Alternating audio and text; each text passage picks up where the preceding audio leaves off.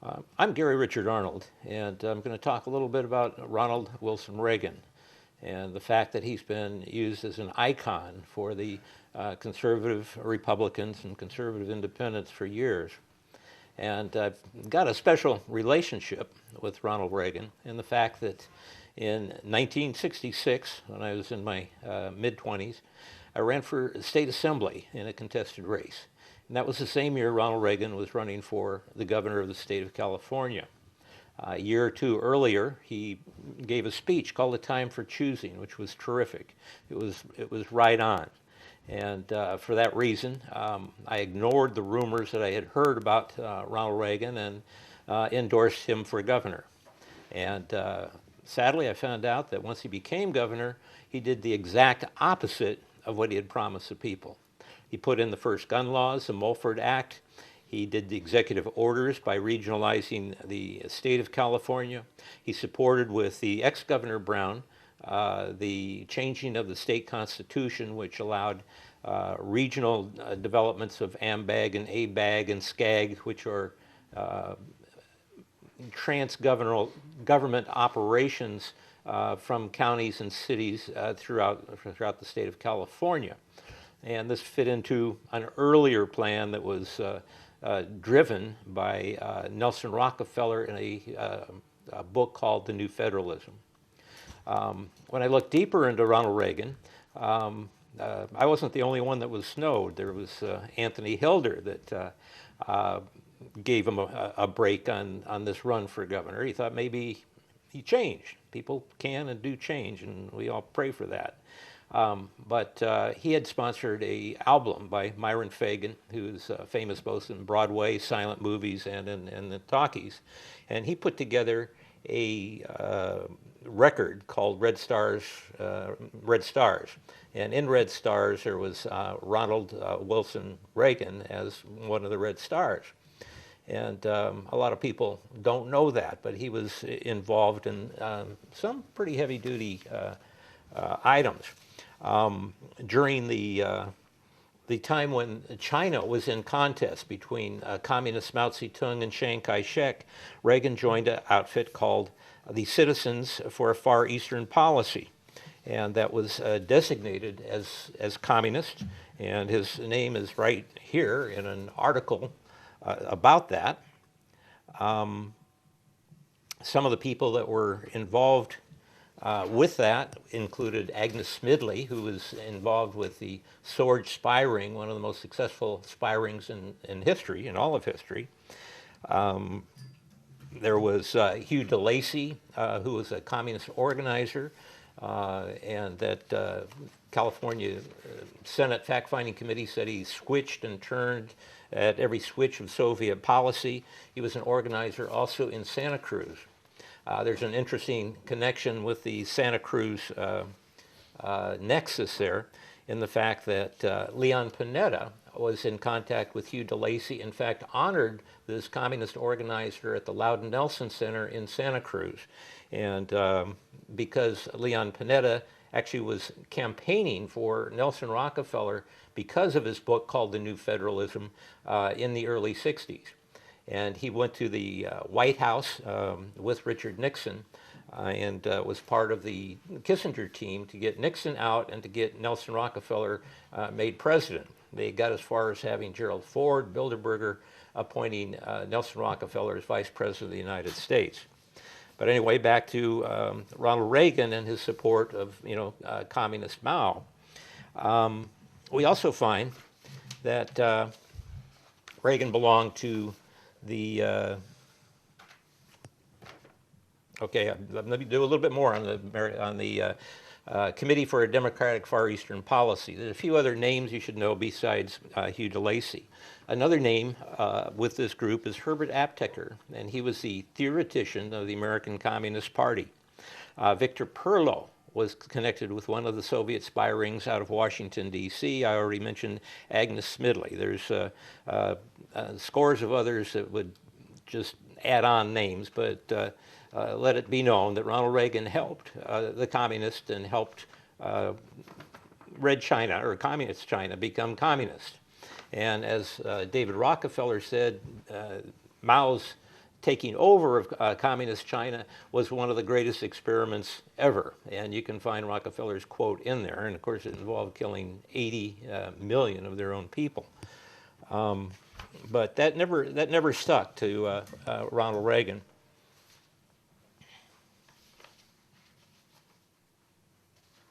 Reagan also belonged to the American Veterans Committee. And again, according to the California Senate Un-American Activities Report, it says that the American Veterans Committee primarily preliminary reports indicate that the group was under communist influence. And Reagan belonged to both the local and the national organization. And he was pushed. He saw that Reagan could be used. He sponsored one of the more active positions Ronald Reagan took was for the Mobilization for Democracy. They put on a series on TV, a 13 series played on KLAC, and it was considered subversive by the House Committee on Un-American Activities.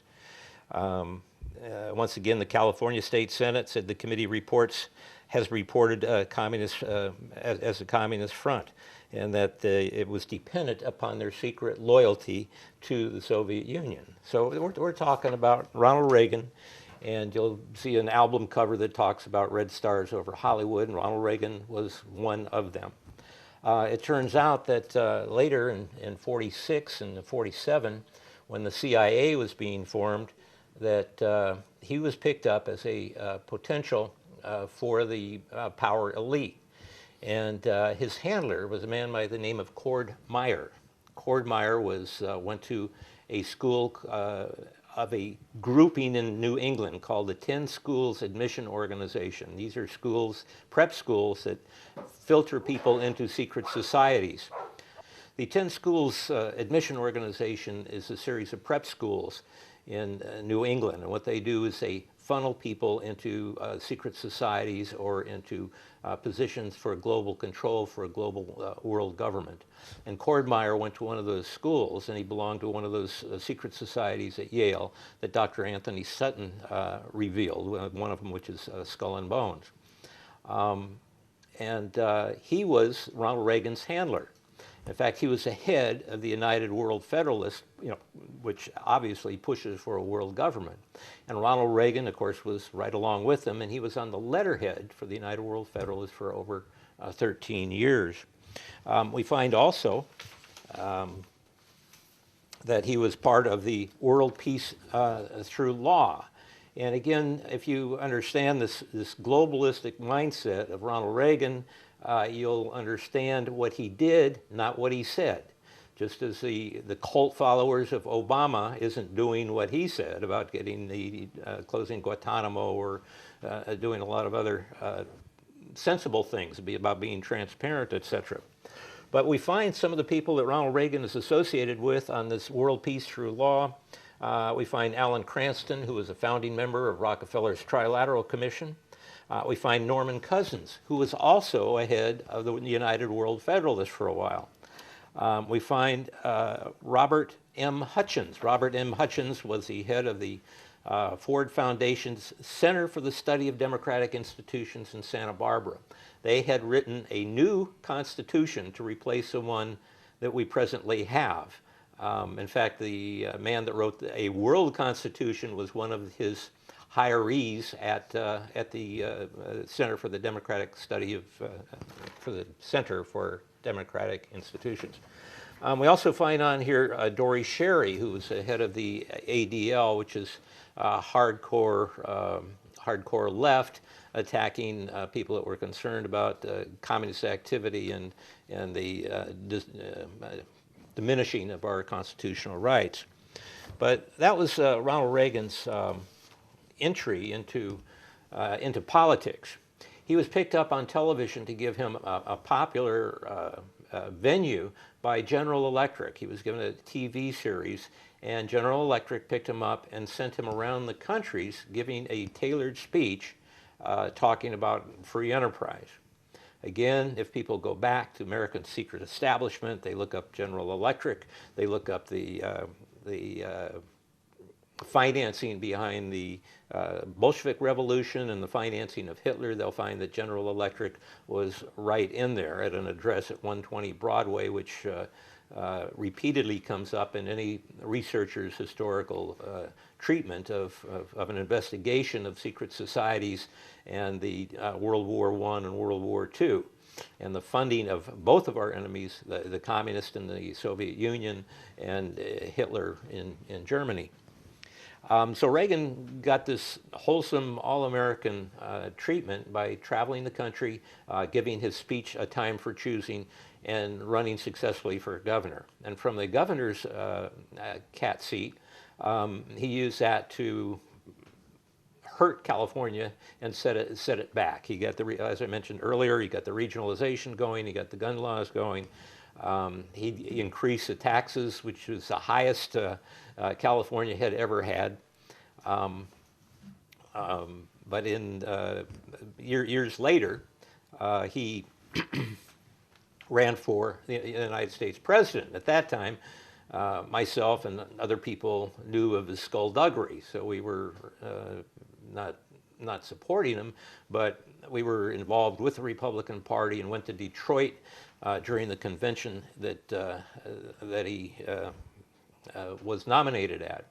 And at that convention, everybody was thinking, he promised that he would not appoint anybody that didn't follow his philosophy. He attacked Billy Carter because of his appointment of members of the CFR and Trilateral Commission, both in New Hampshire and Florida, and said he wouldn't do that.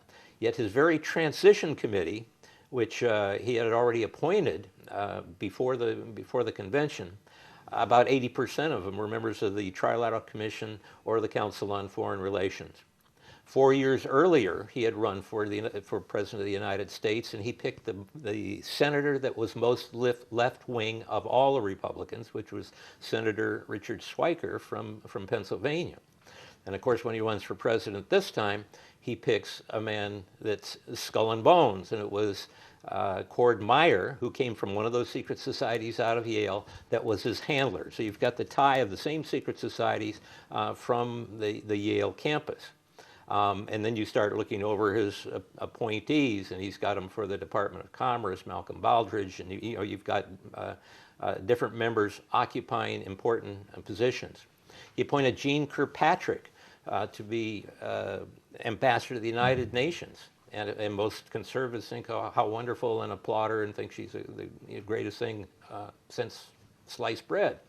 And of course, she was on the letterhead of the Industrial League for Democracy right up until their sponsoring, including their sponsoring of Tom Hayden's SDS. And then he came along that same year, in 1982, 2 years later, I ran for Congress and won a contested primary, went back to D.C. at an invitation of the White House that invited en masse winners of the various primaries. And the position then was that no congressional candidate would get money that opposed Ronald Reagan, or pointed out the lack of transparency, that he was giving the country the largest tax increase in American history. And so the invitation to congressional people that won the nomination was that we'd be given introductions to some lobbyists and cabinet people and have some information we could take back to use for the general election. But instead, they put us in the East Room of the White House, stood up on a platform, and we were to applaud like seals, like most of them did. And he was taking credit for cutting the tax budget when he gave the largest tax increase in American history. And of course, he started sending wheat to the Soviet Union, and it was Americans were getting the shafts. He did an executive order which transferred a steel plant to communist China, signed by George Shultz, who used to be a president of the Council on Foreign Relations. But Ronald Reagan is not who conservatives say he is. His words, if you take his words and put it on paper, they're easy to nod and agree and shake your head yes with. But he was the one that advanced a lot of evil things. You look at the drugs, the drugs from the Contras into the United States. You look at the transfer of technology to deindustrialize the United States by transferring, kicking off with a steel mill to communist China. And of course, he had supported Mao in communist China. So all of the puzzle fits together that Ronald Wilson Reagan was a control-E of the establishment. You look at the fact that Dr. Armand Hammer sponsored a $1,000 a plate dinner for him in Century City. And you'd see later that Dr. Hammer, the same one that supported Al Gore and his son Al Gore Jr., were put on the Occidental, the oil board of directors. And Ronald Reagan gave Occidental the exclusive right to go into Libya when Libya was off limits for all kinds of aid and trade because of the shooting down of the airliner going back decades ago. But Ronald Reagan never ceased to push for a world government. And when you look at his history from the time he was with the outright Communist Front organizations to the time he was cooperating with the FBI and the times when he was handled by Cord Meyer, to the times he joined the United World Federalists, to the times he appointed Skull and Bones that ran his administration and cabinet. He is not a conservative in any way, shape, or form in any definition that I know of. In fact, he was the one that did the first amnesty for the illegal invasions, pushing towards this North American Union. When Solzhenitsyn was wanting access to the White House, he put his arm out and said, "No, we don't want you here." And at the same time, he was inviting the Hollywood crew that had just done the movie Reds, celebrating John Reed and the Bolshevik Revolution in Russia. But any analysis from an honest researcher has to say Ronald Wilson Reagan was not on our side. In fact, he had put the normal resistance, it's usually the Republicans that are considered more constitutional or more against world government. It's not the case. You go back 20 years before he ran in 1940 when Wendell Willkie ran for president. He was the one that wrote the book One World, and it was ghostwritten by Fels Barnes, who was a communist. But this is where the Republicans never seem to have a person that grows up in their midst from a conservative basis. It's always a former Democrat. It's always the huge Wall Street bankers that promote and mold the candidates. And virtually all of them are members of either a secret society or the Council on Foreign Relations, a trilateralist, or a member of the Bilderberg Society. I think of one or two other things I might. When he appointed George Bush, who was a member of Skull and Bones, that's where Agenda 21 came from. Outside of Reagan doing the regionalizing as governor, he appointed George Bush as head of the United Nations. And when George Bush was ambassador to the United Nations, he pushed a thing called Mundialization. And that what that had to do was the local cities could join, and they would sing the Parliament of Man, and they'd raise the UN flag alongside their city hall and give a portion of their money towards world government or the United Nations. Now, this is our George Bush Sr., exactly who Ronald Reagan appointed. And the affinity there is that Ronald Reagan was for 13 years on the letterhead of the United World Federalists, run by a member from the secret societies of which George Bush was a member. Now, when Ronald Reagan was president, again, he accused Jimmy Carter of having too many members of the CFR and Trilateral Commission. But when we look at Ronald Reagan's cabinet, member after member, whether it's Caspar Weinberger or William Casey, of the head of the CIA, members of the Council on Foreign Relations, just filled his cabinet. So the guy lied to you just outright. And at the same time, you'll find that the Democrats are lied to too. The Democrats, the unions are out there screaming against Ronald Reagan, and you'll find that the union bosses, heads, were members of the Trilateral Commission and Council on Foreign Relations. I can go down the list of them from I.W. Abel to the head of the CIA, the garment workers, the AFL-CIO, Lane Kirkland. There's a dozen big unions down there that were bought out. They're having a good time. They're in the Riviera. They're having a grand time while you're stuck with union wages. And if you're a productive individual, you can't get out of the molasses. You're like the tar baby or something, getting stuck. Which the multinationals, you'll find that most of the multinationals on here, they've got those in defense. You got the Federal Reserve with Chase Manhattan Bank and Morgan Guarantee and Chemical. All those are directors, and all those with the letters after them are members of the Council on Foreign Relations.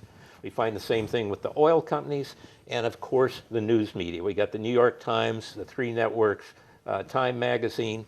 It was Henry Luce, who was a member of Skull and Bones. He was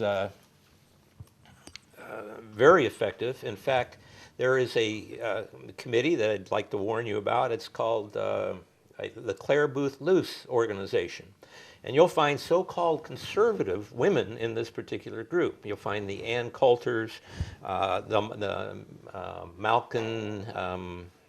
Michelle Malkin, you see on Fox News, and the other people belong to the Clare Boothe Luce Foundation, or they're advisors to, and they get perks from that organization. It is a skull and bones organization, and what you'll find from these people in their books, they never mention the Council on Foreign Relations, the Trilateral Commission, the Bilderbergers, or anything about the Federal Reserve.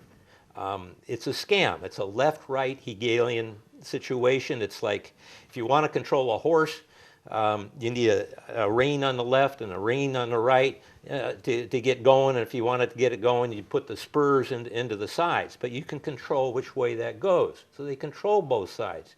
Or a sail ship that's tacking from San Francisco to Japan. They don't care which way the wind's blowing as long as it's blowing. Order out of chaos. As long as it's blowing, they can tack back and forth and to get to their destination.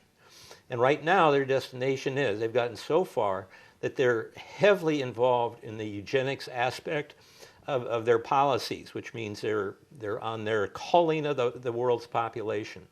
And whether you're talking the chemtrails, whether you're talking the Ebolas, whether you're talking the GMOs, whether you're talking the fluoride, whether you're talking the phony wars without any constitutional approval, it's all going on. So we've got the chaos, and the plan is determined to eliminate the population down to some 500 million people, according to the Georgia Guidestones and the Club of Rome and the people that make the decisions. And I encourage you to realize that Ronald Wilson Reagan is not, was not, nor has ever been a conservative. He has been a puppet of the masters, puppeteers, and that's consider the source. It's the same as people using Ronald Reagan as an icon that come out and talk about our democracy all the time when the country is a republic. Everybody pledges allegiance to the Republic of the United States.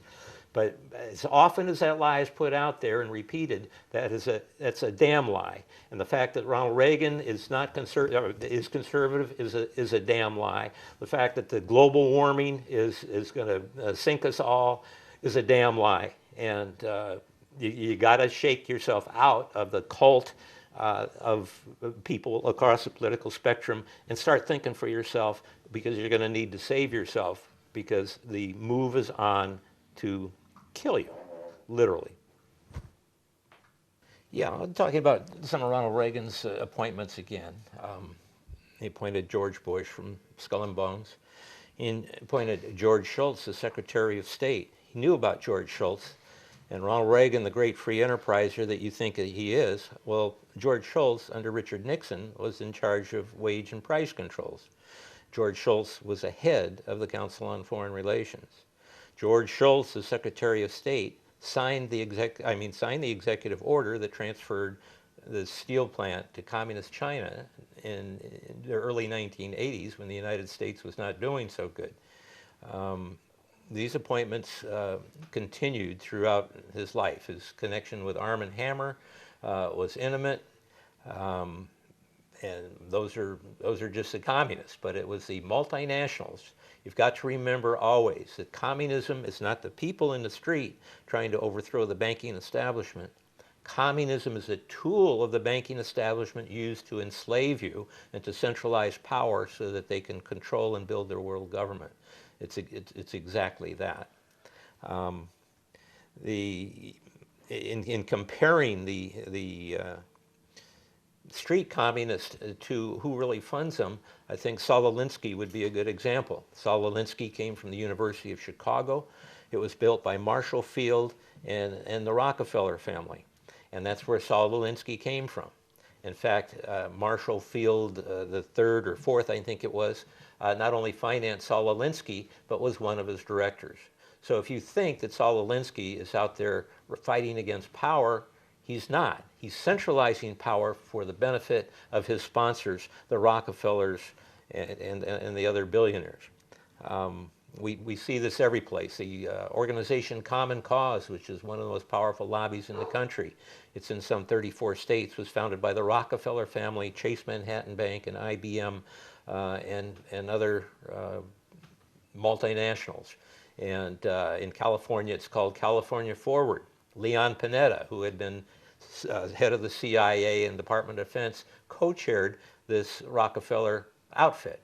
And this is decades later, after he had campaigned for Nelson Rockefeller in the early 1960s, because Nelson Rockefeller published his book, The New Federalism, which advocated a top-down administration, the same as the book Philip Drew Administrator, that was written by Colonel House, calling for a North American Union.